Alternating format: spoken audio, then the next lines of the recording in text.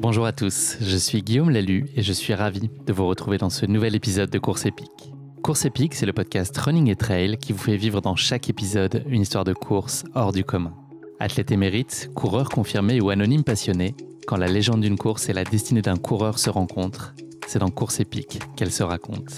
Course Épique, c'est un nouvel épisode chaque mercredi, mais c'est également chaque lundi matin un extrait de l'épisode à venir pour bien démarrer la semaine ensemble. Nous avons donc rendez-vous 2 fois par semaine.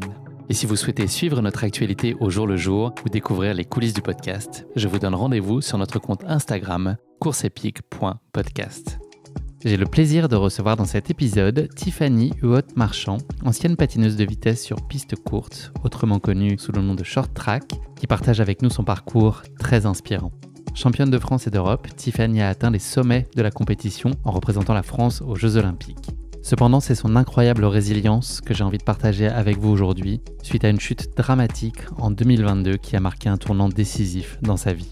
Elle revient sur cet accident qui lui a valu une paralysie temporaire et malgré un pronostic très pessimiste, elle a réussi à se relever. Tiffany nous raconte son parcours de rééducation et l'importance du sport dans son rétablissement. Elle partage également avec nous sa course épique, le marathon pour tous des Jeux Olympiques de Paris 2024, dont elle a été fière ambassadrice. Elle s'est lancée à cette occasion pour la première fois sur cette distance mythique et a dû puiser dans des ressources mentales hors normes pour se donner toutes les chances de franchir la ligne d'arrivée. Un épisode, vous l'entendrez, très riche en émotions, en inspiration et en espoir. Mais je ne vous en dis pas plus. Tiffany va vous raconter tout ça bien mieux que moi. Bonne écoute. Salut Tiffany. Salut Guillaume. Je suis ravi d'échanger avec toi dans ce nouvel épisode de Course Épique. Comment ça va sur une échelle de 1 à 10? T'es à combien? Je dirais 7 ou 8. D'accord. Qu'est-ce qui peut faire monter le curseur? Je dirais mon état physique, peut-être. Qui n'est pas tout à fait là où tu voudrais? Ouais, c'est ça. Et puis même en termes de fatigue, j'aimerais bien monter un peu ce curseur, justement. C'est chronique ou c'est là très passager cet état de fatigue dont tu parles? L'état de fatigue plutôt chronique. D'accord. On enregistre aujourd'hui cet épisode le mardi 24 septembre et figure-toi que ce même jour, il y a 34 ans, était diffusée pour la première fois la série télévisée Le Prince de Bel-Air avec Will Smith, une série qui a été un succès phénoménal aux États-Unis et puis dans le monde entier. Est-ce que tu regardais, toi, Le Prince de Bel-Air? Je connais, mais je regardais pas. La danse de Carlton, ça te parle pas? T'as jamais vu ça, ce petit Si, gif si. où il danse? D'accord, ok. Si, si, ouais. Tu sais la faire, cette danse? Non, pas du tout. Je suis pas super douée en danse. Ok. Alors, j'ai une question pour toi. Est-ce que tu penses que Will Smith avait déjà fait de la comédie avant ça, avant Le Prince de Bel-Air, ou est-ce que c'était ça la première fois qu'il était derrière la caméra? Enfin, devant la caméra plutôt. Hem, je dirais que c'était sa première fois. Et ouais, exactement. Il a été révélé par Le Prince de Bel-Air, absolument. Trêve d'histoire et de culture pop. On va maintenant s'attacher à toi, ton histoire, Tiffany. Il y a une traditionnelle question pour ouvrir le podcast qui est le moment de la présentation. À ce stade, je t'impose une petite contrainte. Tu ne peux pas me parler de sport. Donc, qu'est-ce que nos auditeurs doivent savoir de toi qui n'a pas de lien direct avec le sport? J'ai 30 ans, je viens du Doubs, d'un tout petit village du Doubs. J'ai une sœur jumelle et 2 frères, un grand frère et un petit frère. Hem, aujourd'hui, j'habite dans les Pyrénées et ce depuis 14 ans maintenant. Je suis arrivée ici à l'âge de 15-16 ans et depuis, j'ai pas bougé. Je suis dans une formation de préparation mentale et en parallèle, je me suis formée au yoga. Je sais pas si c'est un peu triché de dire le C'est yoga, un peu triché, mais on tolère sans problème. mais voilà. Ok.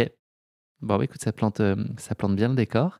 Je voudrais qu'on revienne à ton enfance, Tiffany. Quelle place, avant même que tu t'intéresses au patinage, quand tu étais très jeune, quelle place pouvait tenir le sport ou le goût d'aller dehors? Enfin, tu vois, est-ce que c'était quelque chose qui était très présent? Est-ce que tu as grandi dans un environnement familial qui était très porté vers le sport? Alors, ma famille n'était pas sportive. On pratiquait pas de sport, à la maison. Mes parents n'ont pas fait particulièrement du sport, mais par contre, mon grand frère faisait du karaté et hem et nous, avant le patinage, on n'a jamais fait de sport. Par contre, on était souvent, souvent, souvent dehors. On faisait tout le temps du vélo, dans le village, parce qu'on peut pas appeler ça, les rues, vu que c'était vraiment un tout petit village, mais on faisait beaucoup de vélo et on était, souvent dehors à faire, c'est ça, à vadrouiller un peu avec les copains et copines. Tu étais téméraire, un peu casse-cou? Un petit peu, ouais. Je suivais, les pas de mon grand frère, donc lui, il était et oui, j'aimais bien ça, ouais. Est-ce que tu peux nous parler de la façon dont le patinage est arrivé dans ta vie? Tu avais alors, seulement 9 ans et c'était le short track plus spécifiquement. Est-ce que tu peux nous dire, ce que tu en as aimé? Puis est-ce qu'on peut parler d'une véritable révélation à ce moment-là?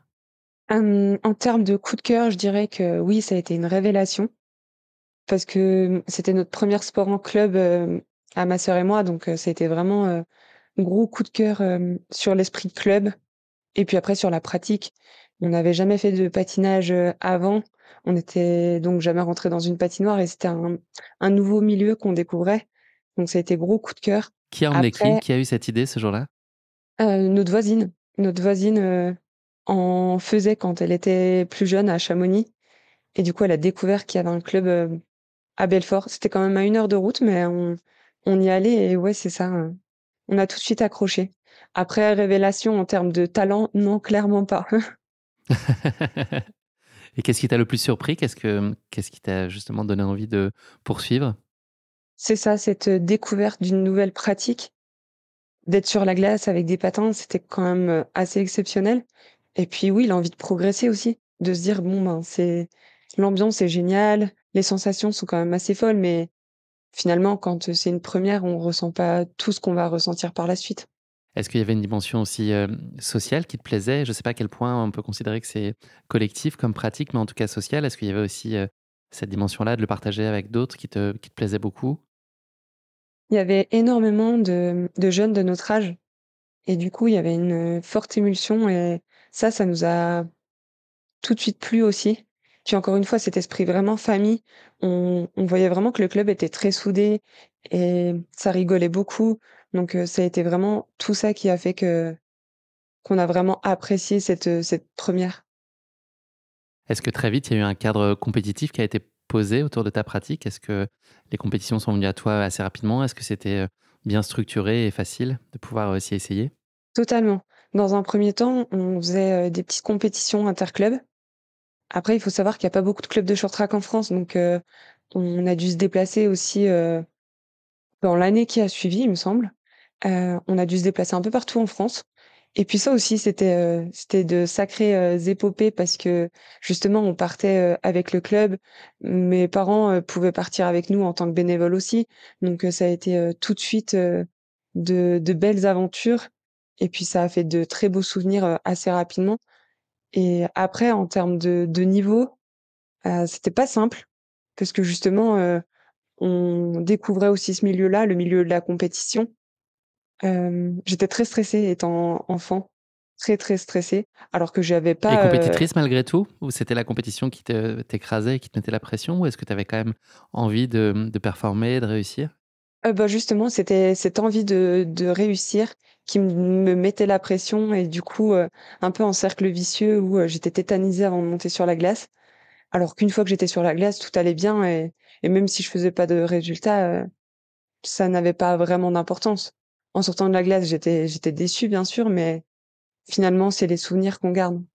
On n'en a pas parlé, mais le short track, donc qui veut dire piste courte en anglais, au-delà de ça, est-ce que tu peux nous en dire un petit peu plus sur, la discipline, peut-être les distances possibles pour, la pratiquer? En Oui, compétition, en c'est tout vrai cas? que c'est un sport, méconnu en France. Donc le short track, c'est du patinage de vitesse sur courte piste. La piste, fait 111 mètres, donc c'est vraiment, très petit. Ça peut se pratiquer dans une patinoire, totalement lambda et le but, c'est de faire la course et de passer la ligne d'arrivée en premier. Donc on va pas se battre contre le temps, mais on va se battre contre les adversaires. C'est un sport à Qui sont combien en concurrence général? directe. Ça va dépendre des distances, mais entre 4 et 7 patineurs ou patineuses. Et oui, c'est un sport à concurrence directe. Après, on n'a pas le droit de se pousser, mais bien sûr, c'est un sport qui frictionne, donc c'est un peu la règle du pas vu, pas pris. Et il y a plusieurs distances. C'est, il y a 3 distances, le 500 mètres, le 1000 mètres et le 1500 mètres. Donc ça, c'est pour les courses individuelles et ensuite, il y a les courses, du coup, par équipe. 5000 mètres pour les garçons, 3000 mètres pour les filles et 2000 mètres pour le relais mixte. Ce qui veut dire qu'il y a une dimension aussi, stratégique importante, un peu comme peut en retrouver dans les compétitions, international de marathon où finalement le sujet c'est peut-être un peu moins le chrono mais plus la gestion d'un effort, d'une position, observer la concurrence. Il y a ce parallèle-là qu'on peut faire aussi avec la pratique compétitive du short track? Ouais, tout à fait. Le côté stratégique, c'est vraiment très important, surtout sur, les longues distances. Après longue distance, c'est entre guillemets «que» 1 500 m, ça va quand même assez vite. Mais oui, c'est sûr qu'il faut prendre tout ce paramètre en compte, stratégie, tactique, puis c'est ça, le relâchement, ça va être quelque chose de très, très important, que ce soit sur du sprint comme sur une longue distance, parce que finalement, c'est en étant relâché que qu'on arrive à s'économiser et après à prendre aussi de bonnes décisions. Là, sur 1 500 m, même si, tu l'as dit, l'enjeu, c'est pas nécessairement le chrono, c'est pas un combat contre soi-même, mais c'est plutôt une gestion, par rapport aux autres. On parle de quel type de temps pour parcourir 1 500 m pour avoir un ordre d'idée pour nos auditeurs? Chez les filles, ça va être à peu près 2 minutes 20, 2 minutes 25 D'accord, quand ça OK. va vraiment oui, ça là, c'est quand même un rythme assez soutenu, mais c'est ça. Donc ce qui veut dire en gros un petit 40 km/h, c'est ça? Globalement? Exactement. Ouais. Tu nous l'as dit là, en termes de performance, ça s'est dessiné peut-être pas aussi vite que tu aurais pu, l'imaginer. Est-ce que malgré tout, il y a un moment où tu as pris conscience de tes qualités, tu t'es dit qu'au-delà de toi vouloir persévérer dans ce sport, est-ce que, tu t'es dit qu'il y avait quand même, des capacités et que des résultats étaient à portée de main pour toi à un moment? Ça a été le déclic, il s'est fait quand j'ai intégré l'équipe de France junior. Donc quand j'ai déménagé, dans les Pyrénées, j'avais alors En 15, 16 2010 ans. donc? Mmh. Exactement, ouais. J'ai quitté ma famille, pour, venir ici. Après la première année, j'étais avec ma sœur, donc j'ai pas, quitté totalement ma famille parce que j'avais quand même ce repère d'être avec ma sœur jumelle. Mais, à ce moment-là, oui, je me suis dit, «Bon, bah, OK, là, je peux commencer à vraiment, à rêver et à me fixer comme objectif les jeux olympiques». Est-ce que là, le fait que tu aies intégré l'équipe de France junior, ça a quand même révélé déjà quand même des capacités? J'imagine que si t'ont ouvert, cette porte-là, c'est que tu avais déjà eu, en tout cas des références et un potentiel qui a été, identifié, j'imagine? Ouais, c'est ça, les sélections se sont ouvertes ici à Formeux en 2010. Donc, on y a participé avec ma sœur et c'est vrai qu'on a eu quand même aussi beaucoup de chance parce que ils recrutaient énormément de monde. C'était après les Jeux de Vancouver, donc, ils voulaient repartir sur un nouvel élan, sur une nouvelle équipe. Donc ils ont vraiment élargi un peu ces sélections, puis ils sont repartis sur une base avec de nouveaux patineurs et puis là, il y a eu un vrai tournant pour le short track puisque on était nombreux et puis forcément en étant nombreux, ça permet de progresser plus facilement et l'année de 2010 à 2011, ça a été vraiment, un tournant pour moi et pour ma pratique puisque je suis passée de 2-3 entraînements par semaine à 2 à 3 entraînements par jour. Donc là, il y a eu, une vraie, Un gros shift, ouais. progression. Mmh. Ouais. Est-ce que cette équipe de France, c'est une aspiration profonde que tu avais? Est-ce que c'était un rêve de gosse d'avoir ce maillot, bleu, blanc, rouge un jour? J'aimerais dire oui, c'est comme les Jeux olympiques, j'aimerais dire c'était un rêve, de gamine, mais pas du tout. J'avais jamais rêvé d'intégrer l'équipe de France. J'avais Tu avais pas jamais, osé le rêver? rêvé c'est pas ça, c'est juste que j'ai jamais pensé, ça va paraître assez absurde de dire ça, mais à la base, moi, je pratiquais le short track pour m'amuser. C'était vraiment, un loisir et puis, j'étais bien dans ce club. J'étais bien à faire des compétitions de temps en temps, c'était cool. C'était juste cool et puis, c'était un vrai plaisir et une vraie passion. Après, je m'étais jamais imaginé, c'est ça, participer aux Jeux ou intégrer l'équipe de France. Ça s'est présenté à moi et oui, une fois que c'était là, je me suis dit: «Ben, pourquoi pas tenter ma chance?» et après oui, c'est ça, c'est ce que je disais, il y a eu un vrai tournant. Là, qu'est-ce que tu retiens, à l'époque de cette première année en équipe de France? Ça a été des gros changements, tu l'as dit, en termes d'intensité sur les entraînements. Tu es à 900 kilomètres de chez tes parents. Qu'est-ce que tu as gardé, tu penses, de cette première année et de ce changement, très radical dans ta vie? Mon caractère, je pense qu'a pas changé, mais il s'est révélé. C'est comme si j'avais vraiment voulu, finalement, toujours faire ça. Enfin, j'avais vraiment cette passion enfouie au fond de moi et de me dire, «Ah bah, en fait, j'y ai jamais pensé, mais par contre, c'est comme si c'était en train de d'éclore» et du coup, ça a été vraiment une révélation. Quelle, capacité il y avait pour de se projeter, en fait, dans un environnement, un sport qui était pas professionnel? Est-ce que toi, tu voyais, une carrière possible? Est-ce que tu voyais forcément la nécessité d'avoir un double projet professionnel à côté? Enfin, voilà, à quel point tu voyais loin, compte tenu de ce contexte, pas très structuré professionnellement? À ce niveau-là, j'ai toujours su que le short track n'était pas un sport professionnel, que c'était pas un sport, qui allait être mis un peu, sous les projecteurs et du coup, j'ai toujours eu, beaucoup d'importance pour le double projet. Donc, dans un premier temps, c'était assez scolaire, c'était avec le bac. Puis ensuite, tout de suite après le bac, je me suis inscrite dans une licence et j'ai toujours, mené à bien ce double projet parce que justement, je savais que je pourrais pas vivre de du short track. En tout cas, pas sur un long terme. Ce qui t'allait bien? Ça m'allait Ou t'aurais bien. préféré pouvoir te consacrer à ça à 100% si les conditions financières avaient été réunies, ça aurait été ton choix de cœur? Ah clairement, ça aurait été vraiment mon choix de cœur de me dire, bon, bah, en tout cas du côté enfin, côté financièrement, c'est sûr que c'est un point qui est très important et ça nous allège vraiment de se dire: «Bon, bah, OK, on n'est pas obligé de se prendre la tête avec tout ce côté, bon, bah, il faut regagner de l'argent parce que sinon on va pas pouvoir financer la saison».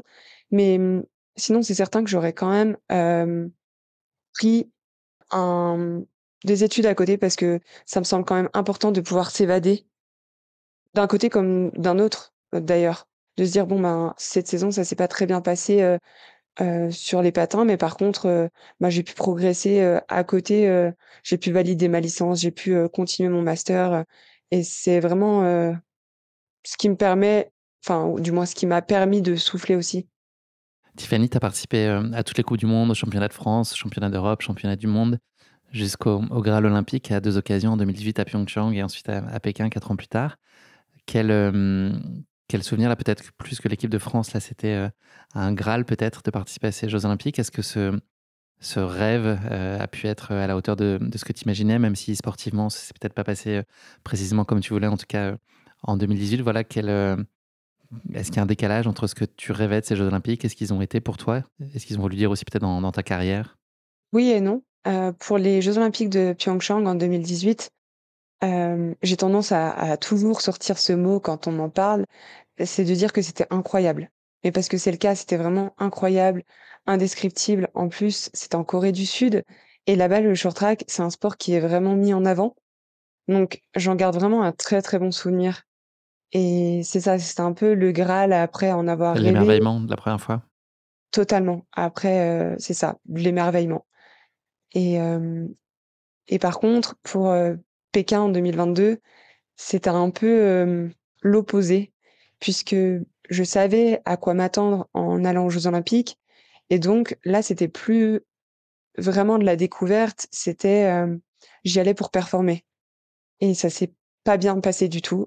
Ça a été même pire que ce que j'aurais, pu imaginer dans le pire de mes scénarios et ça a été vraiment, très, très dur pour moi. Donc, ça a été vraiment un gros décalage, mais ça m'a appris des ces 2 jeux olympiques m'ont appris beaucoup de choses donc, je j'en garde quand même, dans la globalité, un très bon souvenir.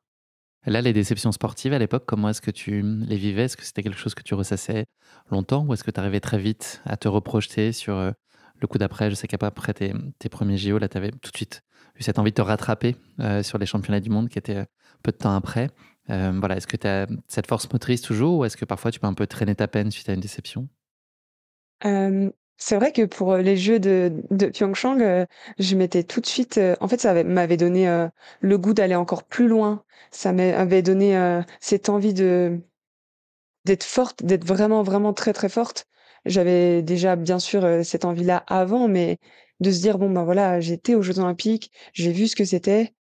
Et ça m'avait donné cet élan, comme tu dis, d'aller encore plus loin et je me souviens avoir fait ma 1re, finale, aux championnats du monde après les jeux olympiques de Pyeongchang. Donc ouais. Après, pour, Pékin, ça a été vraiment, vraiment très dur parce que, bah, parce qu'en fait, on a tendance à dire qu'on s'entraîne pour les jeux olympiques pendant 4 ans et c'est vrai, si ce n'est plus. C'est juste que j'ai l'impression que pour notre sport, c'est encore plus accentué, pas en termes d'entraînement, mais en termes de peut-être pression. Je sais pas si je peux vraiment employer ce mot, mais, on avait une pression aussi médiatique puisque, comme je disais, le short track, c'est un sport qui est méconnu en France. On a la chance de briller aux Jeux olympiques tous les 4 ans et donc c'est un peu, cette case à cocher parce qu'on se dit: «Ben, après c'est dans 4 ans et c'est tout, on n'entendra plus parler de nous» et c'est terrible.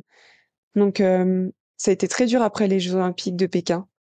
Mais par contre, je me suis tout de suite ressaisie aussi. J'avais hâte d'être aux championnats du monde, puisque les championnats du monde sont chaque année pour nous et donc c'est après les Jeux olympiques. C'est généralement un mois après les Jeux olympiques et là, il y avait eu le covid, il y avait eu pas mal de choses, donc ça avait été un peu repoussé. Puis pareil, j'avais su rebondir après les Jeux. C'est aussi qu'aux Jeux olympiques de Pékin, j'avais eu le covid un mois avant, donc j'ai eu le temps de récupérer et ça m'a permis aussi de pouvoir être, plus performante sur les championnats du monde. Mais c'est vrai que j'ai généralement, cet élan de rebondir tout de suite après un échec. Il y a des échecs qui sont plus douloureux et plus difficiles que d'autres à guérir, mais oui, j'ai toujours cet élan de me relever. Tiffany, on va faire un petit saut dans le temps jusqu'à 2022, le 9 octobre pour être précis. Il y a une compétition aux Pays-Bas. Je ne sais pas si je me lance dans la prononciation de la ville, parce qu'il y a beaucoup de E dans ce nom-là. C'est Heerenveen, ça se prononce comme ça? Ou Heerenveen, je ne sais pas trop. Il y a 5 E Hem, oui, ils les sont très bien Hollandais représentés dans ce mot-là. c'est ça, mais les Hollandais prononcent, Heerenveen, Heerenveen. mais nous on disait Heerenveen, avant de l'entendre vraiment parler hollandais. Donc c'était une compétition qui servait de sélection là, pour la Coupe du Monde. Là, tu es victime d'un accident dramatique. Est-ce que tu peux, peut-être pour nos auditeurs qui ne seraient pas au courant, nous expliquer précisément ce qui s'est passé à ce moment-là? Oui, donc c'était l'année des Jeux olympiques. On repartait sur la nouvelle saison. On avait déjà fait, des petites sélections, enfin d'autres sélections, avant cette compétition et donc cette compétition aux Pays-Bas servait de sélection pour les premières coupes du monde de la saison. J'étais déjà, qualifiée au vu de mes résultats, passés et puis sur la compétition, donc sur cette compétition. Là, on était, sur la dernière course, donc le dimanche, on était sur le 1000 mètres et et je me sentais pas particulièrement bien, mais puisque j'avais pas fait des très bons résultats jusqu'à présent, j'avais imaginé, faire des finales sur cette compétition, mais voilà. Donc là, j'étais un peu remontée à bloc à me dire: «Bon, bah, le 1000 mètres, c'est un peu ma distance aussi, donc je vais tout faire pour être en finale sur cette distance aujourd'hui» et donc j'entame un dépassement à l'extérieur, mais malheureusement, il y a une de mes adversaires qui perd son appui et qui tombe, qui m'emporte avec elle dans sa chute Ce qui est ou du courant en moins qui soi. exactement. Ce qui arrive vraiment, vraiment, régulièrement et d'ailleurs, j'étais tombée un milliard de fois avant ça. Sauf que là, en tombant, je sais que je vais me faire mal. Je le sais parce que ça va vite, parce qu'aussi, je vois dans quelle position j'arrive dans les protections et donc je le sais. Sauf qu'à aucun moment je me suis imaginée, me fracturer une cervicale. Je pensais que j'allais me fracturer le tibia, ce qui est l'une des blessures les plus courantes en short track. Des grosses blessures, on Donc là, va dire. l'impact il s'est fait sur tes jambes, c'est ça? Exactement. Mes pieds arrivaient, en direction, des protections et donc j'ai pas réussi à monter mes jambes. Donc ma tête a heurté violemment mes genoux. Elle est repartie en arrière et ça m'a fait un peu le coup du lapin et ça m'a, fracturé, déplacé la cervicale 5 avec une atteinte à la moelle épinière et donc là, je me suis retrouvée tétraplégique et je ne sentais absolument plus rien. Là, de ce que j'ai compris, tu mesures tout de suite que ce qui vient de se passer est extrêmement grave. Tu n'as plus aucune sensation. Je crois que tu peux même plus crier. Ton souffle a été aussi affecté par la violence de choc. Tu es tout de suite lucide sur la gravité de la situation. Tout de suite, tout de suite, tout de suite, puisque j'ai pas perdu connaissance et puis, pareil, c'est quelque chose que je dis souvent, mais c'est indescriptible cette sensation de ne plus rien ressentir. Donc, j'ai tout de suite su que je sentais plus rien. J'ai essayé de me relever parce que bien sûr la course continuait. Donc, quand on chute en short track, le but c'est de se relever le plus vite possible pour, éviter un peu cette zone de crash. Parce que donc vu qu'on tourne en rond, les autres adversaires allaient arriver et s'il y a de nouveau une chute au même endroit, là par contre ça peut être très grave et de toute façon c'était déjà très grave, mais je veux dire ça aurait pu, Un accentuer, suraccident, ouais. mon état. Exactement. Donc, ils ont arrêté la course. Mon entraîneur a tout de suite, sauté sur les protections parce que pareil, il a tout de suite su que c'était grave.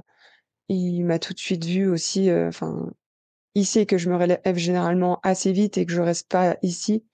et puis oui, je pouvais pas crier dans un premier temps, donc je parlais, vraiment, tout bas et je leur disais: «Venez vite m'aider, je suis paralysée, je peux plus bouger», et ouais, c'est ça, j'ai tout de suite mesuré l'état physique dans lequel je me trouvais. Donc là, ça veut dire derrière tout de suite, une hospitalisation en urgence, faut que tu sois opéré. C'est quoi le type d'intervention? À quel point elle est, lourde? En effet, il faut aller très, très vite puisqu'il y avait donc cette fracture de la cervicale, mais il y avait surtout cette atteinte, au niveau de la moelle épinière.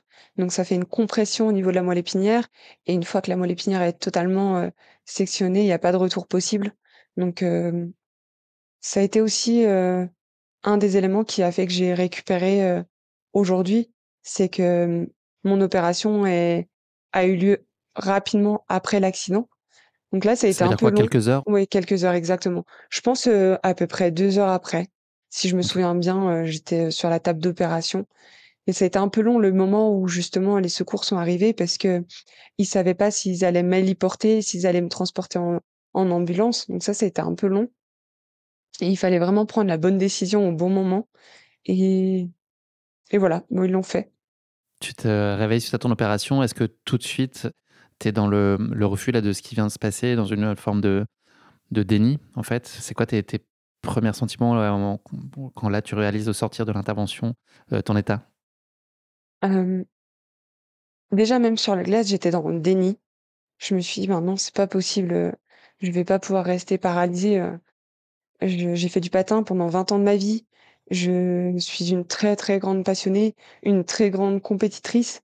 D'ailleurs, je pense que, cet esprit de compétition, il s'est, il s'est révélé vraiment d'année en année jusqu'à devenir vraiment, un peu une obsession de faire la compétition, de faire la course, j'ai toujours aimé ça et la passion du sport, vraiment.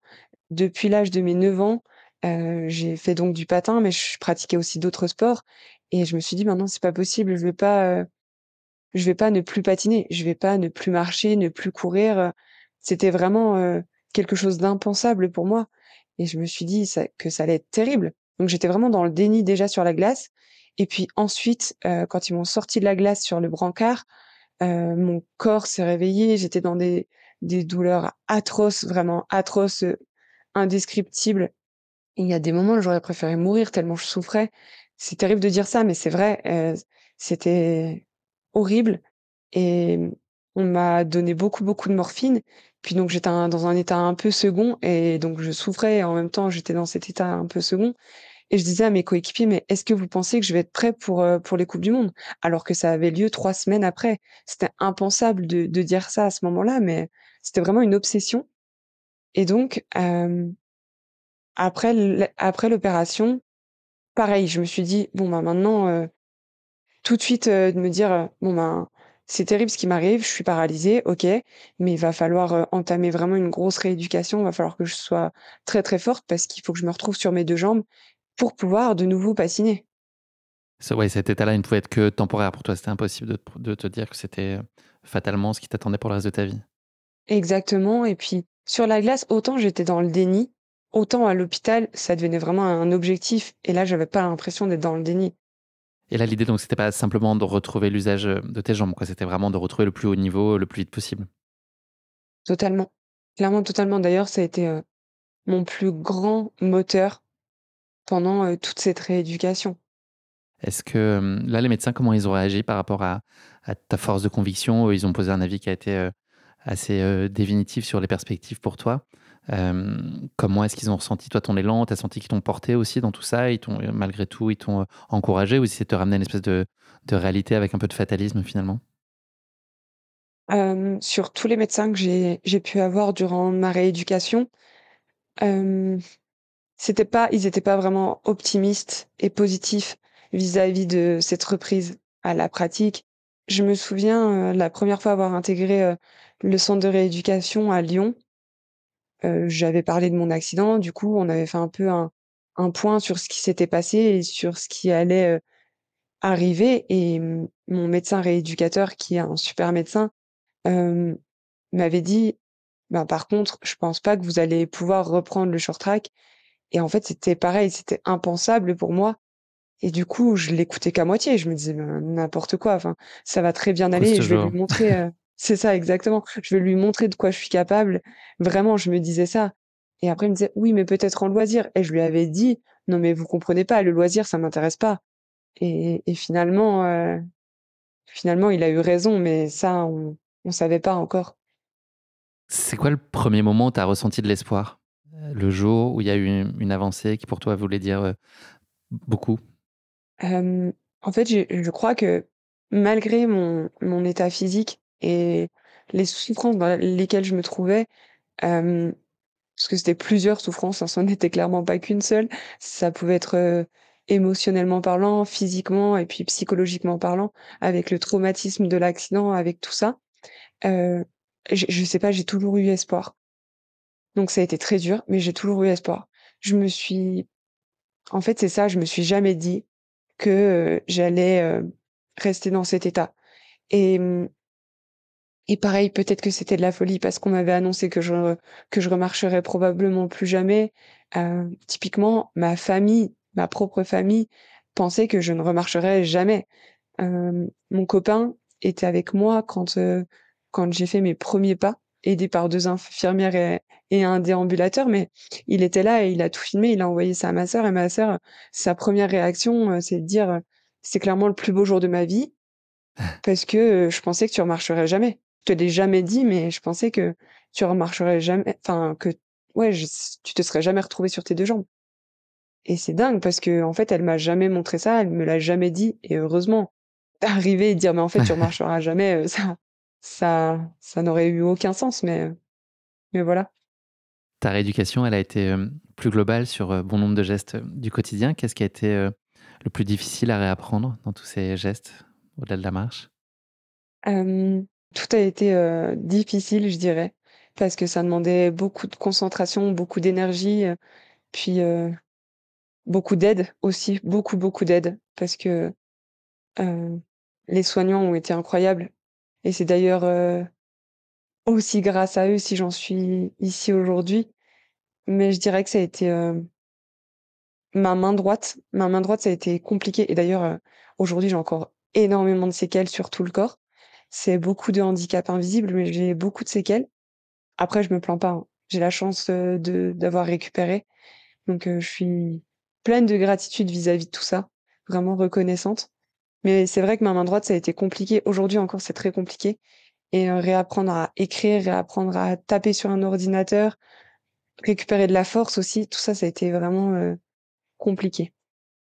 Est-ce que la détermination, la résilience dont tu as fait preuve, est-ce que tu penses que ça faisait déjà partie de toi dans ces proportions ou est-ce que c'est vraiment ça a été amplifié par cet accident et tout ce qui s'en est suivi? Est-ce que ça a surdéployé finalement, ces capacités-là que tu avais en toi ou est-ce que ça t'a aidé à les forger, à les faire naître? Je dirais un peu des 2. Hem, Encore une fois, quand, j'étais petite, avec, ma sœur, il y avait, un journaliste qui est venu dans le club et justement, il nous avait interviewés toutes les 2, mais, à 2 moments, d'écart.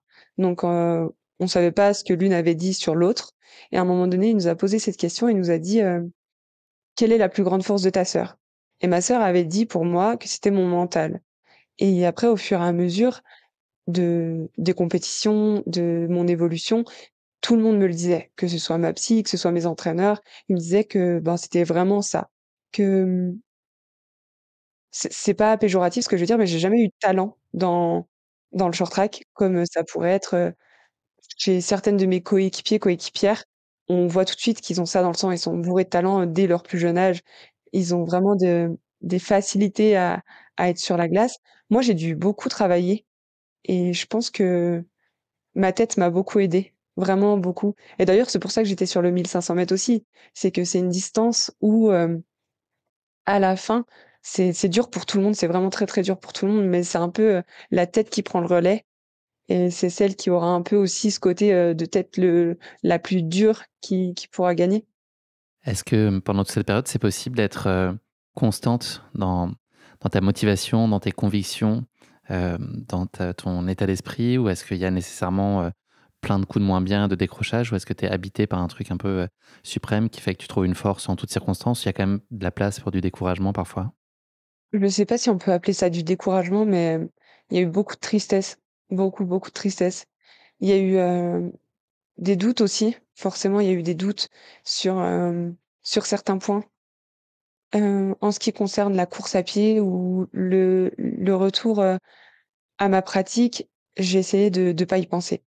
Bien sûr, il y a eu des moments où j'y ai pensé, mais quand les les pensées étaient trop présentes, j'essayais de les chasser et de me dire: «Bon, maintenant, c'est pas possible, faut que tu arrêtes de penser à ça».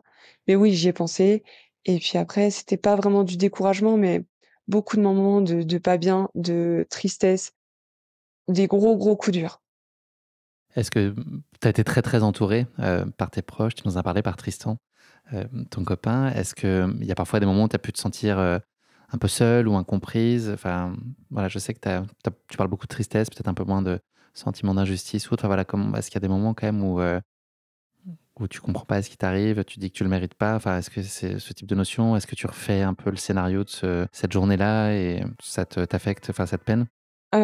Concernant cet accident, j'étais clairement très bien entourée, mais même encore, aujourd'hui, je suis très bien entourée, que ce soit par ma famille, par Tristan, par mes amis. J'ai eu la chance d'être vraiment bien entourée et ça, encore une fois, ça joue beaucoup sur, la rééducation, sur ma récupération. Après, oui, c'est certain qu'il y a des moments où on se sent un peu incompris sur certains points. Mais cette incompréhension, j'ai pu la partager un peu avec des amis que je me suis fait au centre de rééducation et c'est un langage où vraiment on se comprend parce qu'on a vécu des traumatismes, je dirais pas les mêmes, hein, bien sûr, mais on a vécu des traumatismes, on peut en parler. Aussi, l'incompréhension, vis-à-vis de nos proches, de nos séquelles, parce que bien sûr, ils essayent de se mettre à notre place, mais ils peuvent pas. Enfin, c'est tellement, c'est tellement indescriptible encore une fois que c'est compliqué d'en parler avec eux. Mais du coup, ouais, on a pu beaucoup, beaucoup échanger avec, les autres patients. Est-ce que, aussi au regard peut-être des personnes qui étaient autour de toi ou certains qui avaient eu des accidents, très graves aussi, est-ce que toi ça te remet en perspective aussi? Est-ce qu'il y a possibilité un peu de tirer de positif malgré tout sur la situation avec des perspectives, auxquelles tu t'accroches, de pouvoir, retrouver l'usage de tes jambes et enfin voilà, et de retourner à une vie, sensiblement, normale? Est-ce que tu arrives aussi à relativiser d'une certaine façon sur ta situation quand tu vois autour de toi peut-être, des cas, encore plus graves? Ah ben, bien sûr, clairement ça a été un point très fort, le fait de relativiser après l'accident. Je vois la vie, totalement différente depuis cet accident, mais aussi depuis 2 ans parce que depuis cet accident, il y a eu pas mal d'autres choses qui sont arrivées dans ma vie, pas forcément positives, aussi. J'ai eu d'autres pépins aussi de santé, pas mal de choses donc oui, ça m'a permis de vraiment relativiser d'une manière générale sur la vie. Puis ensuite, il y a eu un autre point, c'est qu'il y a eu pas mal d'évolution, avant que j'intègre, le centre de rééducation et donc je suis arrivée, j'étais, j'étais déjà sur mes 2 jambes, alors que certaines personnes, elles étaient encore en fauteuil ou, sont encore en fauteuil et c'était pas dans le sens où je les voyais, je me disais, «Bon, bah, voilà, j'ai de la chance». Je culpabilisais presque de me dire, Tu peux pas te plaindre, en fait, tu peux pas te plaindre. Regarde, il y a des personnes, qui sont encore en fauteuil, alors que moi, j'étais aussi en rééducation. Je devais, ben, réapprendre à marcher correctement, je devais réapprendre, tous les gestes du quotidien parce qu'il y avait pas que les séances de kiné, finalement. Il y avait tout ce qui était, à côté et puis j'avais pas mal de problèmes encore au niveau de la marche, mais je veux dire, j'étais debout, même si j'étais soit avec un déambulateur, soit sans rien, se dire: «Bon, ben, je peux pas me plaindre parce que c'est ça, il y a des cas beaucoup plus graves que moi». Et j'avais pas du tout envie de me comparer à eux. Je me disais juste: «Bon, bah, j'espère vraiment que ça va bien aller, pour eux» et d'ailleurs, au centre de rééducation, on m'a dit que j'avais été un moteur pour beaucoup de personnes parce que justement, eux se disaient: «Bon, ben, on a envie d'être comme elle et en fait, on la jalouse pas, on veut juste, pouvoir être, comme elle». Donc il y avait Tu pas leur as donné de vraiment l'espoir il y avait finalement. exactement, il y avait pas de cet esprit de compétition entre nous. C'était vraiment quelque chose de sain et puis encore une fois, les traumatismes sont tellement différents qu'on peut pas se comparer. Il y a eu un cycle donc de rééducation, de réathlétisation ensuite. Combien de temps elle a duré? Et puis à quel moment c'était le moment, que tu sortes? Cette rééducation, elle continue encore. Je suis sortie, heu, fin janvier du centre de rééducation, donc ça a été long pour moi parce que c'était une première blessure. J'avais jamais connu ça auparavant. En fait, quand je regarde ça aujourd'hui, je me dis que ça a été très rapide. Donc heu, donc voilà et ensuite, j'ai continué ma rééducation en dehors du centre. Aujourd'hui, je la continue encore d'ailleurs et puis j'ai fait une phase de réathlétisation, d'abord, en Indonésie parce que je suis allée me former, du coup, en tant que prof de yoga là-bas. Puis ensuite, en rentrant en France, je suis allée, au Cersac-à-Breton parce que j'avais toujours donc cet objectif de reprendre, le short track. Malheureusement, ça a pas été, le cas, mais du coup, je me suis tout de suite, fixé d'autres objectifs. Parce que là, par contre, j'aurais clairement pu sombrer, mais cette fixation d'objectifs, elle m'a tenue, la tête hors de l'eau, clairement.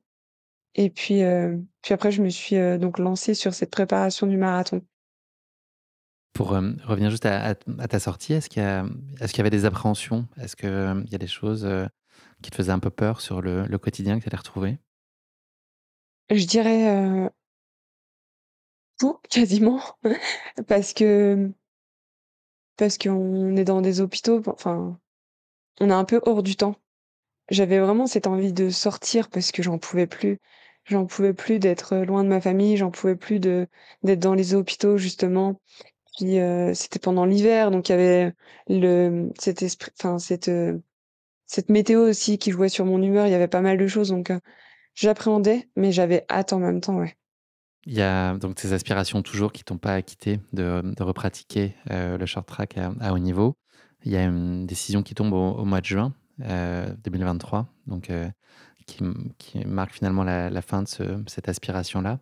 J'imagine que c'est, tout un monde qui s'écroule. Est-ce que là, tu entrevois des pistes ou des rebonds possibles? Ou est-ce que là, tu juste faut du temps pour encaisser et faire le deuil de cette perspective-là, puis on verra ensuite? Mais est-ce que déjà c'est possible d'aller chercher autre chose? Quand la décision est tombée, j'étais inconsolable. J'étais inconsolable, je me disais: «C'est pas possible». C'était un peu, oui, c'était clairement mon monde qui s'effondrait parce que je me suis dit: «Ça m'a tenue, pendant tous ces mois, ça m'a vraiment aidée à me relever». Et d'ailleurs, encore une fois, maintenant avec du recul, je me dis: «Mais merci, merci aussi pour cette passion qui m'a toujours, animée» parce que ça m'a permis de récupérer à ce stade parce que je suis persuadée que cet objectif m'a vraiment, vraiment aidée à récupérer, aujourd'hui. Après oui, c'est sûr que ça a été très dur. Je me suis dit que c'était pas possible, que c'était vraiment le cauchemar qui continuait et puis gros coup dur après. C'était vraiment c'est ça, un deuil à faire. Ça a été long, ça a été franchement, ça a été long. Encore aujourd'hui, quand je parle avec mes coéquipiers, je peux dire, au lieu de dire: «Bon, bah, je vais aller courir», je vais dire: «Ah, bah, je vais patiner». C'est vraiment un truc qui est Mmh. encore ancré en moi. J'ai pas manqué une seule coupe du monde. Je suis encore et toujours passionnée par ce sport.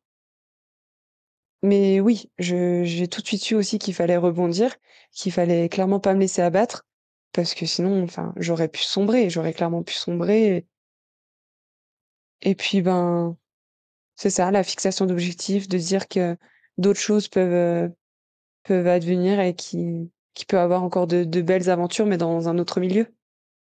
On va parler un peu plus spécifiquement là de la course à pied, ce qui va aussi nous intéresser aujourd'hui. Le vélo, ça a quand même été, pour toi aussi une des perspectives, réjouissantes. Tu donc, enfin, c'était probablement un sport qui était très adapté à ce moment-là. Pour toi, tu as réussi à y trouver, un accomplissement et puis tu t'es lancé dans des traversées aussi assez, ambitieuses. Il y a les Pyrénées, il y a eu les Alpes un peu plus récemment. C'est important pour toi aussi de, voilà, de reconstruire ces projets-là, ces projections et c'est quand même des moments de dépassement, intenses? Totalement. Le vélo, j'en fais depuis longtemps. J'en fais vraiment depuis longtemps et ça a été un peu aussi un exutoire après tout ça parce que Déjà quand j'étais, short trackeuse et que je patinais encore, je m'étais dit: «Pourquoi pas faire une reconversion dans le vélo après ma carrière?» C'était vraiment quelque chose qui me trottait déjà dans la tête et puis donc après, l'annonce, du coup du verdict médical, le mois d'après, avec, Tristan, on s'est lancé dans la traversée des Pyrénées. Donc ça m'a fait un bien fou. Puis on s'était dit: «Bon, ben, l'année prochaine, on fera la traversée des Alpes». Donc c'est ça, c'est vraiment, un sport assez incroyable, le vélo, parce que ça te permet d'être, dans des espaces, magnifiques, de voir des paysages, à couper le souffle et puis c'est ça, d'être dans un effort physique aussi, intense. Donc vraiment, j'y ai trouvé beaucoup, beaucoup de réconfort dans la pratique. Puis oui, c'est ça, ça m'a fait beaucoup, beaucoup de bien. Et j'imagine les vertus d'un sport porté aussi qui étaient particulièrement adapté aussi pour toi? Exactement, ça a été un des points, un des éléments importants aussi parce qu'avec les séquelles que j'ai, c'est sûr que le fait de pratiquer un sport porté, ça aide, à soulager le corps et il y a aussi j'en ai pas parlé, mais cette notion d'être un peu en méditation constante. Parce qu'en fait, on part sur de longues heures, sur des journées entières où, où il y a des moments où on se retrouve juste, avec soi-même et ça aussi, ça fait un bien fou, que ce soit au corps et à l'esprit. Mais c'est sûr que oui, pour, vis-à-vis de mes séquelles, c'est plus simple. Même si ça résout pas tout, c'est plus simple. Une dernière question avant qu'on bascule sur la course à pied. Là, tes douleurs, justement, tu parlais des séquelles. Est-ce qu'elles, se résorbent avec le temps? Est-ce que c'est complètement imprévisible et tributaire, enfin, peut y avoir des mauvaises journées? Est-ce que c'est tributaire de enfin, j'imagine que oui, mais de l'intensité de l'effort que tu vas faire? Est-ce que tu vois quand même une évolution? Est-ce qu'il y a des choses, tu sais que ça va être, tout le temps là? Enfin, voilà, est-ce que ça prend des formes un peu différentes, inattendues? Il y a eu des évolutions sur certains points et sur d'autres, totalement c'était totalement en pleine, régression, je dirais. Donc c'est un peu compliqué. En termes de douleur, depuis le 9 octobre 2022, il y a pas un seul jour où j'ai pas ressenti, des douleurs. J'ai un traitement qui est assez lourd, donc ça, c'est assez difficile à vivre au quotidien. Mais encore une fois, je me plains pas parce que je suis, sur mes 2 jambes et j'ai retrouvé mon autonomie. Mais c'est vrai qu'en termes de séquelles, on peut pas savoir ce qui va se passer. C'est pour ça que je suis suivie encore aujourd'hui en termes d'examens médicaux, mais aussi en termes de séances de kiné, c'est vraiment, un monde que j'ai découvert depuis cet accident et je dois un peu gérer mon corps et mes douleurs aujourd'hui. Ça y est, on ouvre, le chapitre course à pied. Merci Tiffany de t'être, livrée avec, autant de sincérité là sur ton parcours. C'était, très touchant et puis, très impressionnant aussi ta force de caractère. Et la course à pied, avant ton accident, quelle place elle tenait? Est-ce qu'elle était là, au service de ton état de forme général, pour ta pratique du short track? Est-ce que tu portais un intérêt, particulier? C'était un plaisir en soi? Un peu des 2. On courait pas mal l'été parce qu'on fait, pas mal on courait pas mal, l'été parce qu'on fait pas mal de foncier et d'aérobie pour, préparer l'hiver en short track et après, non, c'était clairement aussi, une sorte de passion, pas aussi vive que le short track, mais j'aimais ça, j'aimais courir. Je faisais plus de trail que de route et Ouais, oui, tu as j'ai fait des toujours, compétitions déjà? Des ouais, 24 j'ai kilomètres, fait des 10 en trail? exactement, ouais, j'aimais énormément ça. À quel moment tu considéré la pratique de la course à pied là, une fois que tu étais, remise sur pied? Est-ce que tu as eu, envie assez vite? Ou est-ce que c'est un peu satellite peut-être avec, bah, peut-être un peu moins adapté à ta condition et c'était relativement, alternatif comme pratique notamment, par rapport au vélo qui était peut-être plus adapté? Pendant ma rééducation, c'est quelque chose qui me démangeait. Je regardais énormément de vidéos, de personnes en train de courir et franchement, ça me démangeait. J'avais hâte de courir. C'était vraiment, c'est ça, cette obsession pour, la course à pied. Donc j'avais vraiment hâte de pouvoir courir plus que de rouler parce que finalement, c'est cette, pareil, c'est cette sensation de liberté, mais ça avait un rapport différent avec mon corps puisqu'il fallait que je sois, à 100 de mes capacités, entre guillemets, pour pouvoir courir ou du moins il fallait que j'ai l'accord des médecins pour pouvoir courir donc c'était quelque chose que j'attendais avec impatience. Merci beaucoup Tiffany. On clôt ici cette, 1re partie. On va maintenant passer à notre rubrique du questionnaire de Proust. J'ai, 3 questions, hautement philosophiques pour toi. La première d'entre elles, le plus beau compliment qu'on puisse te faire? De dire que je suis complètement folle. OK, on te le dit? Ouais, de temps en temps. Mes amis, Tristan aussi, en fonction de ce que je fais. Tu revendiques ça, ta folie? Exactement, Dans le sens, déraisonnable, c'est ça? totalement. De me dire: «Mais c'est complètement fou de se lancer dans un tel projet, tu complètement folle de faire ça» ou même, sur des choses, du quotidien. Ça te donne encore plus envie d'y aller? Exactement, ouais, la folie. La folie, c'est quelque chose d'important pour moi. Deuxième question pour toi, Tiffany, l'émotion qui est la plus difficile à gérer? L'ennui, OK. c'est vraiment, vraiment, vraiment difficile pour moi. Je suis tout le temps en mouvement. Ma sœur d'ailleurs dit que j'ai une vie à 100 à l'heure et que c'est compliqué de me suivre. Elle pensait aussi que l'accident allait me calmer, mais pas du tout. Au contraire? Tu Ouais. t'ennuyais justement pendant toutes les périodes, où tu étais hospitalisée? Est-ce que, il y avait ça a dû faire travailler ta patience aussi, j'imagine? Tu ressenti de l'ennui ou tu étais, en mission et il y a pas de place pour ça? J'ai ressenti un peu d'ennui, mais pas tant que ça, parce que finalement, on est tellement, dans cette envie justement de progresser qu'il y a pas trop de place à l'ennui. Troisième question pour toi. Tu nous l'as dit, ta vie, elle va à 100 à l'heure. Quand tu veux la faire un peu, régresser et l'amener, à un rythme plus tranquille, ça qu'est-ce que tu choisis comme activité? Est-ce qu'il y a une activité, qui t'apaise, qui fait du bien et que tu t'autorises? Oui, clairement, c'est le yin yoga. OK. Parce qu'on a tendance à dire que le yoga, c'est vraiment très, très calme, mais non, ça va vraiment dépendre de la spécificité du yoga et du coup, le yin, c'est vraiment quelque chose, qui m'apaise.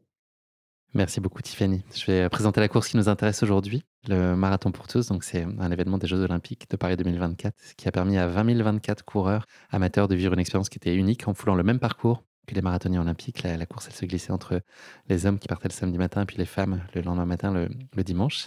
Elle était donc organisée le 10 août dernier et il y avait deux distances. On a beaucoup parlé du marathon et de ses 42,195 km. Il y avait aussi un format 10 km qui était proposé. Donc le parcours était historique et reliait Paris à Versailles. Avant de revenir à Paris, il était inspiré par la marche des femmes de 1789. Et donc nous tous coureurs, puisque moi aussi j'ai eu la chance d'y prendre part, on a pu traverser des sites emblématiques, la Tour Eiffel, l'Hôtel des Invalides, les Champs-Élysées évidemment, puis un peu plus tard l'arrivée à Versailles, et ensuite demi-tour pour revenir, jusqu'à une arrivée, aux Invalides très spectaculaire qu'on a pu voir, à la télé le matin même, en tout cas pour ma part, avant de se dire que ce soir ce serait à nous d'y être si tout se passait bien. Ça c'était, très motivant aussi ce tapis bleu. Moi en tout cas je l'ai beaucoup, visualisé dans ma course. C'est un peu ça qui m'a fait tenir. Je sais pas toi? Je sais pas si tu as vu les images avant de l'arrivée des marathons? Ouais, ouais, j'ai vu. Voilà, c'était une très belle célébration de l'inclusion, de l'accessibilité du sport, tout en valorisant la beauté de ces lieux qui étaient chargés d'histoire. Et puis c'est vrai que le départ nocturne a ajouté une dimension assez, singulière et magique à cet événement, qui a participé à chacun, quel que soit son niveau de vivre un moment, exceptionnel et puis de faire partie, à sa façon, des Jeux olympiques. Voilà la présentation de ce marathon pour tous. Avant que tu nous le racontes, j'ai une question pour toi, qui fait partie de la rubrique «La question qui pique», donc c'est un petit peu l'instant, poil à gratter du podcast. C'est pas très important si tu as ou pas la bonne réponse, c'est sous forme d'un vrai faux. Je vais te partager, 3 chiffres clés autour de ce marathon pour tous. C'est à toi de me dire s'ils sont vrais ou pas. OK, Il y avait précisément 50 d'hommes et de femmes sur chacune de ces 2 courses. Vrai ou faux? vrai. Absolument, 20 024, donc dans chacun de ces cas. 110 pays étaient représentés sur ce marathon pour tous. Vrai. Ça me paraît beaucoup, mais vrai. C'est plus. Déjà Ah ouais, 110 c'est pas mal. OK, Bah, c'est 110 c'est déjà pas mal et c'est 127. OK, Et le top 3 des pays, c'était dans l'ordre France, États-Unis et Belgique. OK. Dernière question, 1 sur 2, pas facile, hein. Il y avait 78 ans d'écart entre le participant le plus jeune et le participant le plus âgé sur le marathon pour tous. 78? Ouais, vrai ou je bluffe? Non, faux. Faux. C'est faux, alors c'est vrai en revanche sur le 10 kilomètres. Il y avait un participant de 16 ans et un autre qui avait 94 ans, Waouh. donc il y a 78 ans d'écart. Et pour le marathon, c'est quand même pas mal, c'est 65 ans, Ah oui, puisque le plus d'accord. jeune avait 20 ans et le plus âgé avait 85 ans. Waouh. Bravo, 2 sur 3, tu es en forme olympique aujourd'hui. Bien joué Tiffany. Exactement, merci. Tu vas avoir la médaille de la question qui pique. Mmh. On va se plonger donc, dans ta course maintenant si tu veux bien. Tu en as été, ambassadrice. Tu as reçu le dossard, je crois des mains de Tony Estanguet. Comment, s'est présentée cette opportunité? Puis quel souvenir, toi, tu gardes de ce moment? Alors, ça s'est présenté quand j'étais encore à l'hôpital, aux Pays-Bas, parce que donc je me suis fait opérer là-bas. J'ai reçu une vidéo de Tony, où il me faisait part de son soutien et qui me disait qu'il avait été au courant de ce qui m'était arrivé, que tout le sport français me soutenait, qu'ils étaient là. Enfin, c'était un message, assez émouvant et assez fort et il me disait aussi qu'il avait été au courant que, j'avais cette envie de participer au Marathon pour tous et qu'il me donnait le défi, parce qu'il savait aussi que j'aimais les défis, de me relever pour participer à ce marathon. Et donc ça m'a vraiment touchée. J'ai été vraiment, émue de recevoir cette vidéo. Je trouvais ça incroyable aussi de me dire, bon, ben, c'est tellement gentil d'avoir pris le temps de me faire cette vidéo, de me garder un dossard et de me lancer ce challenge et du coup, un moment très fort, ouais. À quel moment toi, tu avais décidé de participer à ce marathon? Donc de ce que je comprends, c'était, avant qu'on te propose ce dossard. Et à quel moment toi, tu as formulé cette ambition-là, cette aspiration et à quel point tu pensais que c'était, réaliste? Alors, depuis toujours, j'ai toujours voulu courir un marathon. Je sais pas, depuis peut-être, 15 ans. Je pense que j'ai rêvé, courir un marathon plus que de participer aux Jeux olympiques, avant, j'entends et du coup, les saisons étaient tellement denses que j'ai jamais trouvé le moment de participer à un marathon. Puis c'est quand même, assez traumatisant pour le corps donc c'était compliqué de mettre en place, cette course, sachant que j'allais, être sur les coupes du monde, durant la saison. Donc ça a jamais pu se faire. Mais par contre, quand le marathon pour tous a été dévoilé, je me suis dit: «Ben, ça va être un événement, hors norme. J'ai vraiment envie d'y participer et je vais tout faire pour y participer». Donc je m'étais dit: «Ben, je ferai une pause dans ma saison pour, pouvoir aller, aux Jeux et participer à ce marathon». Mais je savais pas encore comment, ça allait se dérouler pour avoir un dossard. C'était vraiment au tout début. Le corps médical, là, quand tu leur as annoncé que tu allais, te lancer sur ce projet-là, est-ce qu'il y a eu, quelques mises en garde?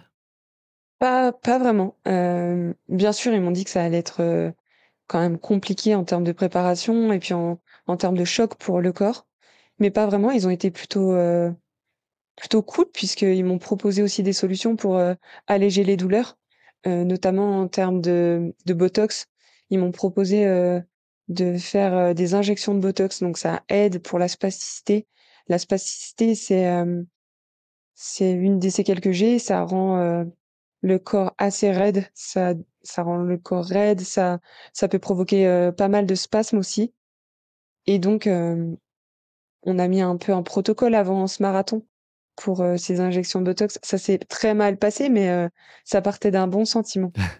Comment est-ce que tu as structuré ta préparation? Est-ce que tu t'es, entouré pour l'occasion d'un coach? Est-ce que tu avais un suivi particulier? Est-ce que tu t'es fait, ton programme toi-même et puis est-ce que tu l'as vécu seul? Tu as participé à la course avec, 2 amis? Est-ce que vous avez aussi, collectivement échafaudé, la préparation?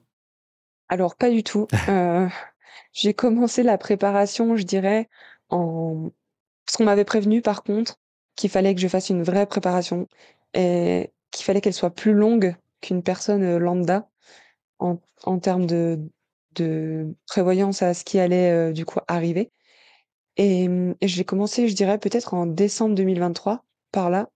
Non, un peu avant, octobre-novembre 2023. Sauf que malheureusement, il y a eu pas mal d'aléas qui sont arrivés dans cette préparation, à commencer par, un pneumothorax en décembre. Donc ça a mis un coup de stop dans cette préparation. Ça c'est de l'air dans les poumons, c'est ça? Exactement. Mon Mmh. poumon s'est entièrement décollé et du coup, en décembre-janvier, ça s'est très, très mal passé. J'ai dû me faire opérer, début janvier. J'ai été arrêtée jusqu'en février, donc ça a été très, très long. Puis en février, j'ai pu reprendre la course à pied petit à petit, sauf que le mois d'après, j'ai eu un décès dans ma famille qui a mis un nouvel, arrêt dans ma préparation. Là, ça a été vraiment un coup plus que dur. J'ai sombré. Ça a été, le plus gros drame de ma vie et ça a été, un arrêt total dans la pratique, sportive. Je pratiquais encore un peu de yoga, mais plus du tout d'activité, aérobie, on va dire, au niveau de cette préparation, du marathon. Puis j'ai repris petit à petit, puisque justement j'avais cet objectif du marathon pour tous et ça m'a aidée à me relever. Je pense que j'ai repris en mai. Donc là, le temps de préparation a été beaucoup plus court que ce que j'avais imaginé et puis dans un premier temps, je courais simplement. J'ai juste couru, je suivais absolument rien. Je me suis dit que j'allais augmenter les distances petit à petit. Puis en juin, j'ai fait donc ces injections de botox dans mes 2 mollets, sauf qu'il y a eu un effet secondaire qui m'a clairement de nouveau stoppée dans ma préparation et au mois de juillet, j'ai quasiment pas pu courir. Mais je suis partie faire la traversée des Alpes en vélo et ça m'a maintenue en forme. Donc voilà. Est-ce que tu penses qu'elle a pu te desservir aussi cette traversée des Alpes que tu as fait, mi-juillet, je crois? Ou est-ce qu'elle a tout Non, je simplement pense pas du bénéficié, tout. à ta prépa justement, c'était une bonne façon, Je pense que ça m'a beaucoup aidée. Ouais, je pense que ça m'a clairement beaucoup aidée, parce que, étant donné que je pouvais pas courir, de pouvoir engendrer, autant de kilomètres, même si c'était, à vélo, ça m'a beaucoup aidée.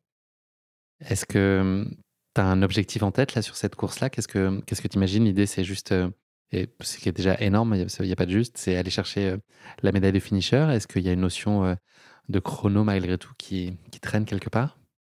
Dans un premier temps, c'était vraiment de me dire: «Il faut que je finisse cette course». Vraiment, c'était ça l'objectif.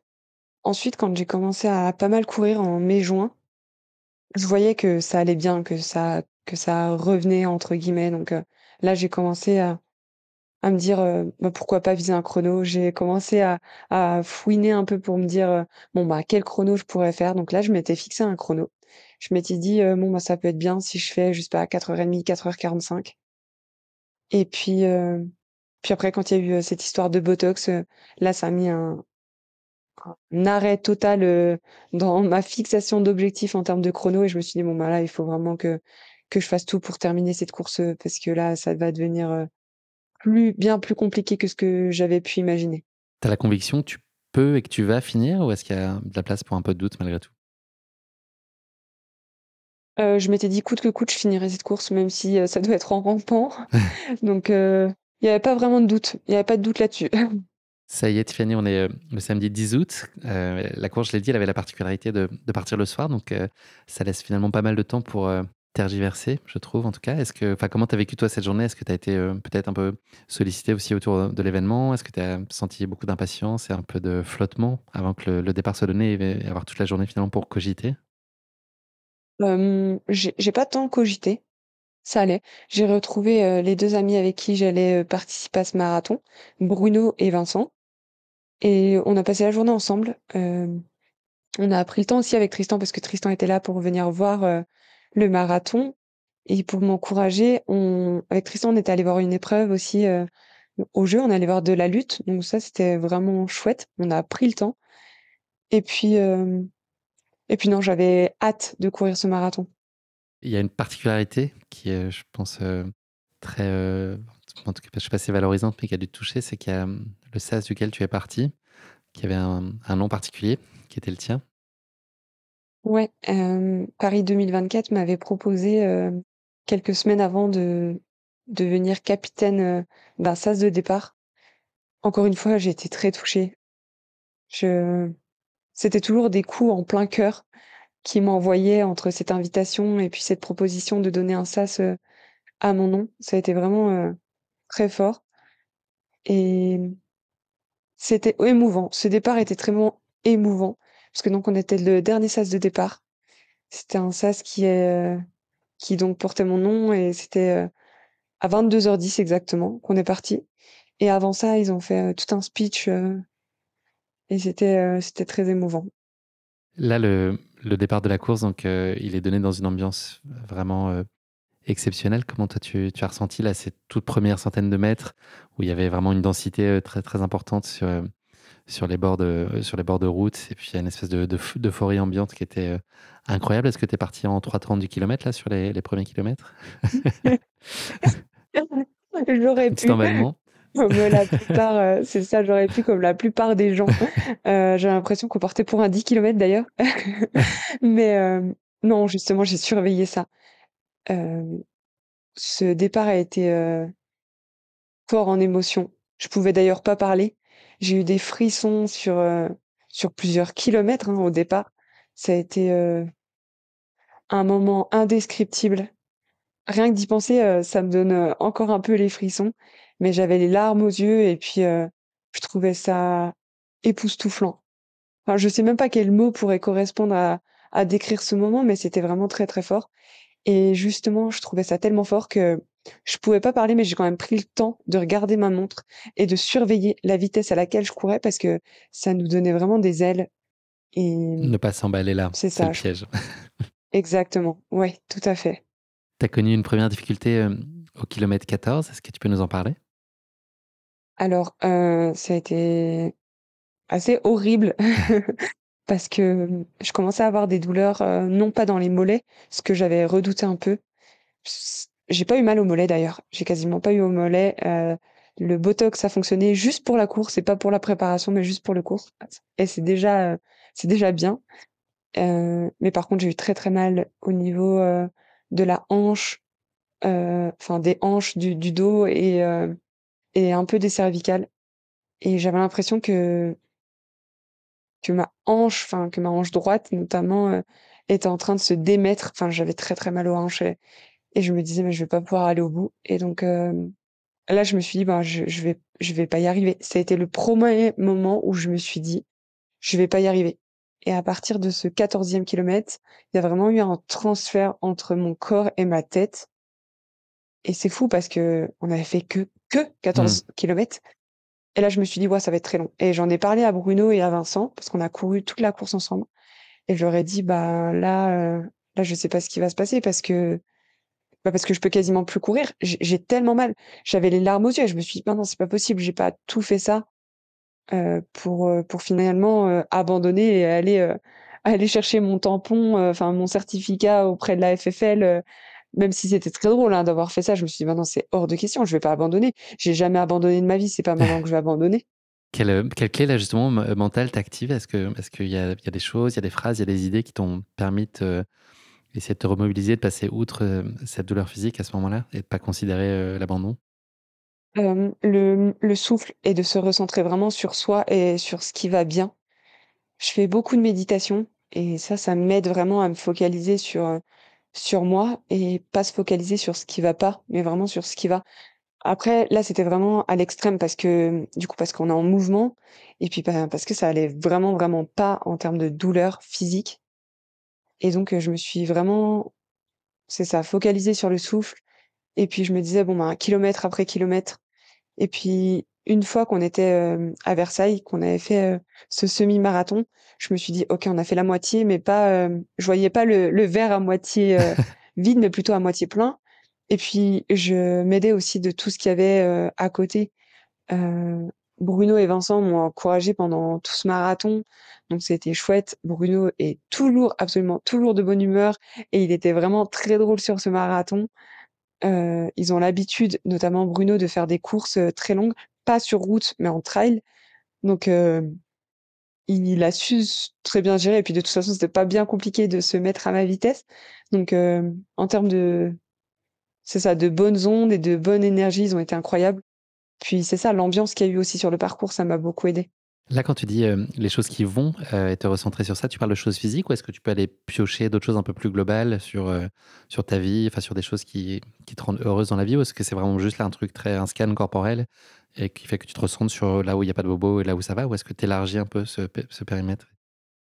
Bah, c'est tout à fait ça. J'élargis clairement, hem et puis je regarde aussi un peu en arrière pour justement aller mieux en avant. Je faisais un peu de rétrospection de ma vie de manière générale, de ce qui s'était passé, durant ces 2 dernières années avec, tout ce que j'ai pu traverser. Ça a été un moteur aussi de me dire, «Bon, ben, je suis partie de là et maintenant j'en suis ici». Il y a eu pas mal de choses comme ça et puis de visualisation, de visualiser aussi la ligne d'arrivée, de me dire: «Bon, bah, OK, je suis marathonienne et je l'ai fait. J'ai réussi de passer de tétraplégique à marathonienne» et ouais, ça a été mon moteur. Si j'avais été à côté de toi là, à ce moment-là, enfin de manière générale une course, tu es, plutôt loquace ou tu peux être dans ta bulle s'il y a une difficulté, physique notamment qui s'emmène un peu? Est-ce que tu as tendance à te refermer ou est-ce que de manière générale tu arrives, à savourer, à discuter avec les gens qui sont autour de toi? Un peu des 2, mais là, c'était quand même un événement assez particulier, donc j'étais très, très ouverte. J'étais vraiment, alerte sur tout ce qui se passait autour de moi. J'avais vraiment envie de garder ce moment présent et de piocher tous les éléments qu'il pouvait y avoir. Donc oui, c'était très dur et oui, ça a été vraiment, difficile à gérer. Mais par contre, en termes d'émotions et de vécu, j'ai vraiment voulu engendrer le maximum de souvenirs et d'être, focalisée et d'être vraiment dans le moment présent. Tu as eu le mur donc au 14e. Est-ce que tu as eu un petit muret au 30e kilomètre? Parce que la tradition veut que ce soit à peu près à ce moment-là. Est-ce que tu as pris un autre coup de bambou un peu notable ou est-ce que ça a été finalement relativement stable ensuite? Non, ça a été quand même assez stable.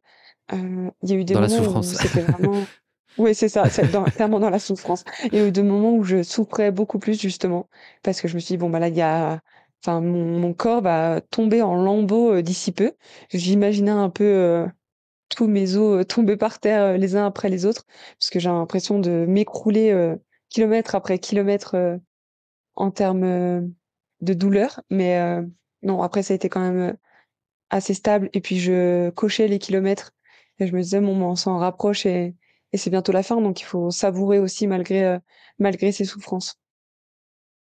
Est-ce que, il y a un moment, ouais, justement, tu t'es dit, là, là, c'est sûr, enfin, à quel moment c'était, là, quand tu t'es dit, «Il y a plus de doute possible, je veux voir cette ligne d'arrivée, maintenant tu prends tout, tu savoures, c'est dur» et cetera. Il y avait une ambiance qui était encore incroyable au retour aussi dans Paris, malgré le fait qu'il soit peut-être, 2-3 heures du matin à ce moment-là. À quel moment, là, tu te dis, «Tout ça va bien se réaliser et je vais franchir cette ligne»? Je pense que c'est vraiment à ce 14e kilomètre où OK. ça a fait le transfert entre, mon corps et ma tête et je me suis dit: «Bon, bah, maintenant il va falloir prendre le relais, il va falloir être, très, très forte» et puis se dire que maintenant on parle plus de doute et voilà. Même si, ça a traîné un peu sur peut-être, 2 kilomètres à me dire, «Je vois pas comment ça va être possible, de continuer». Il y a quand même, un fait notable de ta course, c'est que tu as jamais marché.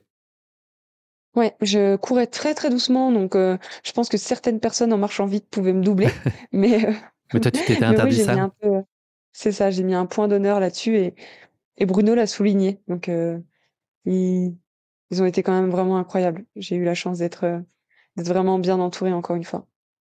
C'est quoi là ton sentiment sur la ligne d'arrivée que tu franchis avec eux? Est-ce que c'est là tu boucles, un chapitre qui est le marathon? Est-ce que tu es en train de boucler aussi, quelque chose de plus global et tu prends aussi de la hauteur sur ces 2 dernières années là aussi? Est-ce que tu as l'impression ou est-ce que tu es vraiment juste, savouré dans: «Ça y est, je l'ai fait ce marathon, c'est réalisé»? Enfin voilà, qu'est-ce que tu ressens et comment tu vis ce moment? Juste après la ligne d'arrivée, c'était, beaucoup d'émotions. En plus, il était tard dans la nuit. J'ai eu une interview juste à mon arrivée avec des questions, encore une fois, assez émouvante, donc c'était beaucoup, beaucoup d'émotions. Après, j'ai pas tout de suite réalisé tout ce qui venait de se passer. Autant avant le marathon, ça me donnait le vertige de me dire, «Ouais, tu vas courir plus de 42 kilomètres». C'est vraiment, je disais par exemple, «Ouais, c'est autant que, je sais pas, par exemple, de chez mes parents jusqu'à cette distance». J'imaginais ça un peu comme ça et je me disais, vraiment que ça me donnait le vertige parce que pour moi, c'est énorme et ça a toujours, eu beaucoup de d'admiration de courir un marathon, vraiment et c'est ce pourquoi j'avais vraiment envie d'en courir un. Tout de suite après la ligne d'arrivée, je pense pas à tout ça. Je pense vraiment où c'est ça, au moment présent et c'est peut-être quelques heures après, parce que je suis pas allée me coucher tout de suite, de me dire: «Ouais, ben, j'ai vraiment couru toute cette distance». C'était quand même vraiment fou et puis encore une fois avec Bruno et Vincent, on se disait: «Waouh, mais c'était incroyable, on aimerait revivre toutes ces émotions tellement c'était fort». Si tu devais poser un mot là sur ton sentiment, sur la ligne d'arrivée, est-ce que c'est de la fierté? Est-ce que c'est de la satisfaction, de l'accomplissement, un peu de l'incrédulité? S'il y avait juste un mot? Ouais, je pense que ce serait quand même de la fierté, de me dire: «Ouais, je l'ai fait, ça n'allait vraiment pas. J'ai cru que j'allais abandonner et pourtant je suis là» et bon, ouais, beaucoup de fierté. Ton sentiment là sur tu l'as dit, la distance marathon, elle est mythique évidemment. Heu, Qu'est-ce que tu ressens sur ce qu'est cette distance-là? Et puis sur ce marathon-là qui a quand même été, pas le plus simple, loin de là, on en a pas parlé, mais il y avait un peu plus de 400 mètres de dénivelé, donc peut-être pour des trailers, ça peut paraître très peu, mais c'est vrai que ça complexifie, malgré tout, en tout cas la performance et puis ça rend l'effort, quand même plus compliqué notablement. Tu Qu'est-ce que tu ressens sur ce qu'est un marathon, en fait? À quel point tu as trouvé ça, plus dur que ce que tu pouvais imaginer, aussi dur, moins dur? Hem, je pense que c'était assez représentatif de ce que je m'étais imaginé. Je savais que ça allait être, dur, que ça allait être long et puis c'est quand même un effort assez particulier de courir, autant, puis en plus de nuit parce qu'on parle du dénivelé, mais c'était aussi un marathon qui s'est couru de nuit. Il y a eu pas mal de paramètres qui ont fait que, ouais, que c'était atypique. Puis bien sûr le contexte, hein, sans oublier le contexte. Est-ce que tu changerais, quelque chose à ta course? Ou tu la laisses comme ça intacte? Non, je la laisse comme ça parce que de toute façon, je peux rien changer. Je peux vraiment rien changer et puis j'ai vraiment, vraiment profité. J'étais vraiment dans le moment présent. J'ai savouré, chaque instant malgré la douleur et je l'ai partagé, je le redis, hein, encore une fois, mais avec des personnes qui me sont très chères. Donc heu, donc voilà et puis j'ai oublié de préciser, mais il y avait quand même Tristan aussi avec son vélo qui a suivi une partie de la course On était à 2 doigts de l'incident diplomatique là, de exactement, pas citer, exactement. ton chéri. Ouais. Qu'est-ce qui t'a paru le plus difficile à gérer sur cette course là, a posteriori? Hem, Bah, j'aimerais dire, mon état physique, mais en fait non, parce que ça, pareil, je peux pas le changer en termes de préparation. C'est sûr que si j'avais eu une meilleure préparation, si j'avais eu, je sais pas, un autre suivi, si j'avais pas fait ces injections de botox, tout aurait été différent, mais je peux pas le changer donc finalement je pourrais même pas dire. Qu'est-ce que cette course elle t'a appris? Est-ce qu'elle a conforté des choses? Est-ce qu'elle a révélé des choses sur toi? Hem, je sais pas si on pourrait parler de révélation, mais ça a confirmé que, encore une fois, ma tête est beaucoup plus dure que mon corps, clairement. Parce que si j'avais pas eu, cette, tête, je veux dire, ce mental, je serais clairement pas allée au bout de cette course. C'est une expérience qui t'a plu, on l'a compris, mais quand même pas au point que tu en refasses un jour dans ta vie. C'était la première et dernière fois? Je sais pas si on peut dire dernière fois, mais c'est sûr que ça m'a vraiment plu et mais oui, c'est quand même assez traumatisant pour le corps et je suis pas prête d'en refaire un, en tout cas pas maintenant. Prochain marathon à Paris en 2124, on compte sur toi. Ouais, voilà, peut-être. Si on parle, de durée, ça peut être pas mal. Tiffany, est-ce que tu aurais un conseil de toi, ta jeune expérience de néo-marathonienne, à partager à quelqu'un qui hésiterait à se lancer sur cette distance? Qu'est-ce que tu aurais envie de lui dire?